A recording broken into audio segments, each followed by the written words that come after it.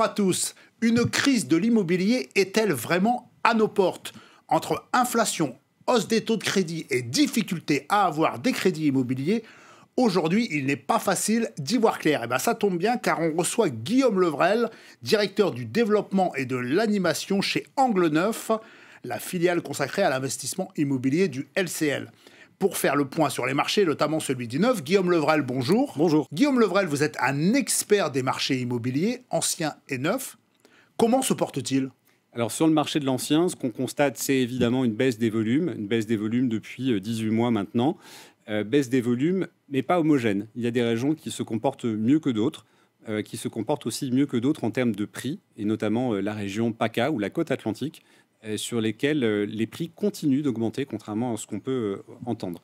La raison qui fait qu'aujourd'hui les logements se vendent un peu moins vite ou se vendent moins cher, c'est la performance énergétique. Et là, on voit vraiment l'impact de la performance énergétique, l'impact des passoires énergétiques sur les marchés immobiliers, notamment à Paris, à Bordeaux ou à Lyon.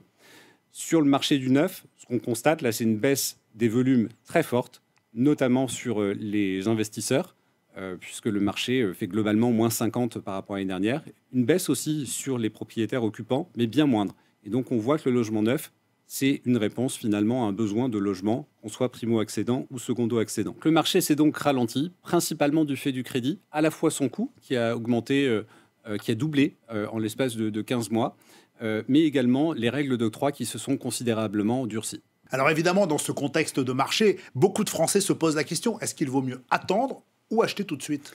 Je vais apporter une réponse très factuelle, qui est le besoin en termes de logement. Une étude est parue très récemment qui montre qu'on a besoin de construire 500 000 logements par an et on en construit aujourd'hui approximativement 300-350 000.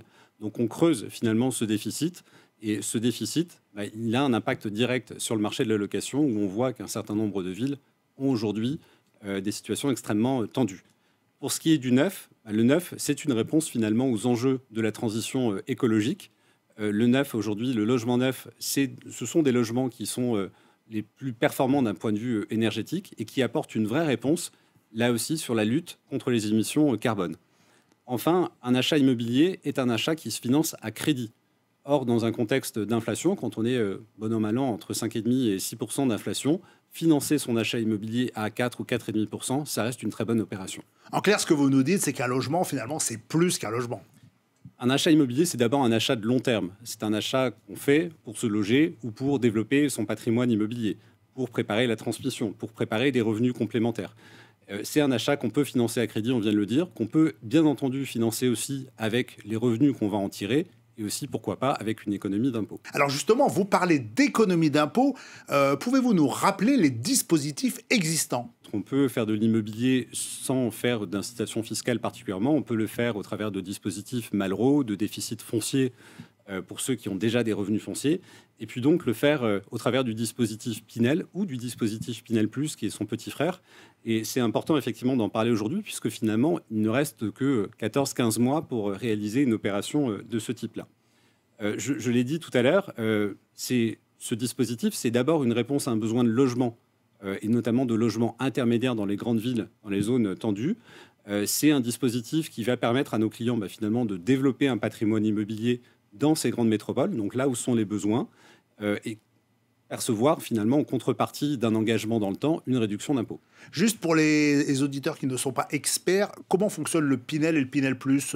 C'est une réduction d'impôt avec une obligation de location ? Tout à fait, c'est une réduction d'impôt avec une contrepartie qui est un engagement de location dans le temps, de 6 à 12 ans en fonction de la période qu'on choisit, et en contrepartie aussi du respect d'un plafond de loyer.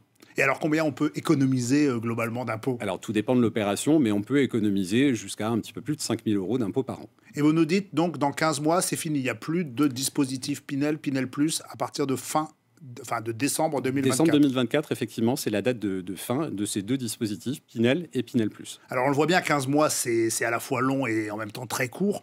Si je veux acheter un logement neuf, comment je peux faire pour être accompagné, pour être aidé ? Eh bien, Angle Neuf, c'est la filiale immobilière de LCL, filiale 100% LCL, et on accompagne les clients de LCL et de LCL Banque Privée dans leurs projets immobiliers, qu'il s'agisse de la résidence principale ou d'un investissement locatif. Et notre rôle, en fait, c'est d'analyser finalement les différents marchés sur lesquels on intervient, d'aller chercher l'offre immobilière chez nos différents partenaires promoteurs, d'en sélectionner, j'allais dire, le meilleur et d'accompagner nos clients à toutes les étapes de leur projet. Comme on vient de le voir, l'immobilier, malgré les vents contraires, continue de rester un bon investissement patrimonial. Vous venez de nous l'expliquer, Guillaume Levrel. Merci beaucoup pour vos explications. Merci à vous. Au revoir.